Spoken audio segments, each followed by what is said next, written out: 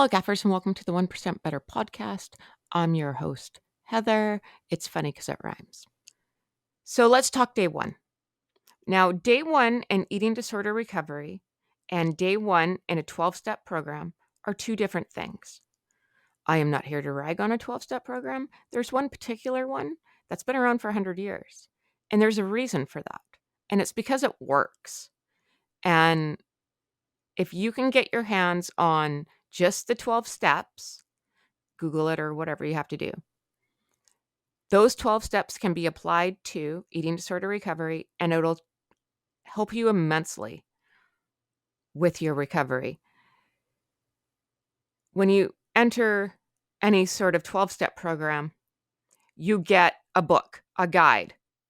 You don't get that when you enter eating disorder recovery because, from what I understand, doctors say, well, it's broad, it's different to other people in other situations. And yes, that is very, very true. Everybody has their own story and whatever happened, happened. But I'm telling you, if you can get your hands on those 12 steps, game changer. Game changer. Now, besides the difference between a 12-step and an eating disorder recovery, and I'm not taking away from anyone's pain, recovery is recovery.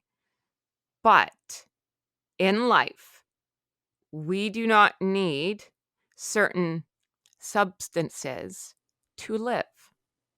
We do need food.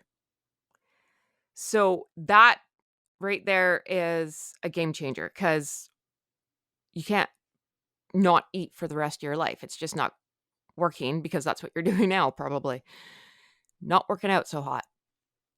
And to be scared of your medicine, so to speak, medicine being the food, is a whole nother ball game, and we'll get into that on another episode. But the other key difference between a 12-step program and eating disorder recovery is the day one.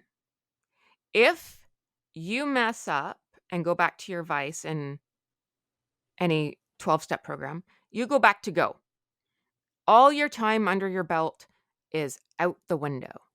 Now, I have been around a lot of people in 12 steps. I've seen the rise and fall.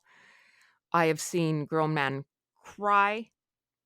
And it doesn't matter how much time under the belt they've had. Anytime they lose it, it's a mess.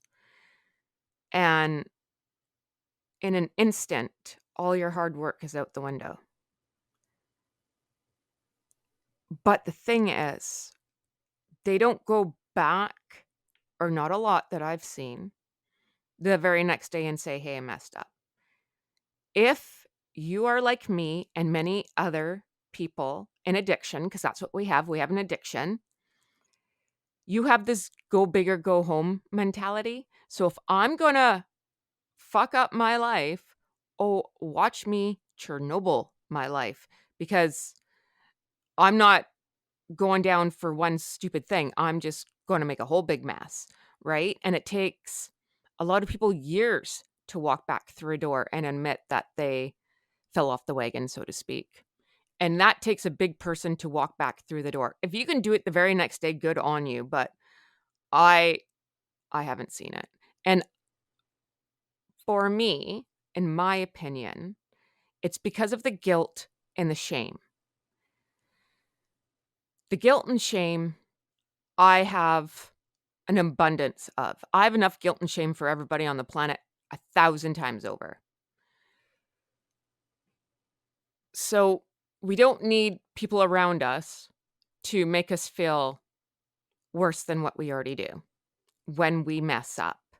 And I know this is hard for parents of kids who are going through an eating disorder right now because, yeah, it's ingrained in us. You mess up, you failed, you go back to go. And after a while, for me, in my opinion, if I keep messing up, well, then it gets redundant. Why am I doing this? Clearly, I suck at recovery. I might as well just stay in my own personal hell because, well, I'm sort of succeeding at that, right?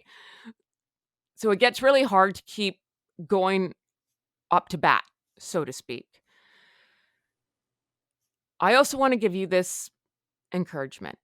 I have talked to a lot of doctors, a lot of psychologists, a lot of counselors. I'm a little bit on the crazy side.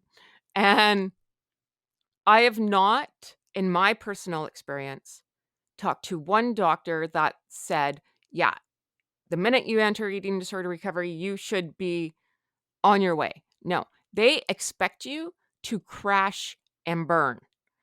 No one expects you to hit it out of the ballpark the first time around. They are there waiting and watching to see you fall flat on your face. And not that they want you to, but they're not shocked when it happens because everybody falls. Everybody. I've talked to a lot of people who have gone through eating disorder recovery, come out the other side, and they say it too. Yeah, no one hits it out of the park the first time. It's like having a baby, right? When a baby first starts to crawl, boom, face plant. And then eventually they take a couple steps and then they fall flat on their butt. But you pick the baby up. And that's the key, right? Is to always have a village of people who understand this to pick you up when you fall.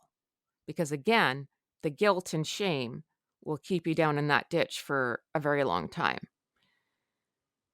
And if you don't have a cheer squad around you, I will be it for you. Write to the email at info@1percentbetter.ca. I will answer it. I will help you as much as I can and cheer you on. We all want to see people succeed in this. So have some grace with yourself. Don't beat yourself up. Pick yourself back up and just keep swimming as Dory would do. The key, and I can't stress this enough, the key is not to live in the guilt and shame. Just keep going. Just keep going. Just keep swimming. You know, you got to just kind of move past it and go, because Slick, your eating disorder voice, will tell you some very good ideas, right? And he's not in control. We don't listen to him. We know our path, and as hard as it is, we keep forging through.